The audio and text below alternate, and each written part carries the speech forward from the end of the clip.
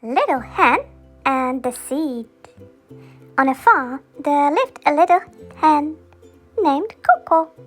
One day she found a tiny seed in the yard. Coco was very curious about what would grow from it. Every day she watered the seed and took care of it. After a few days, the seed grew into a beautiful little plant.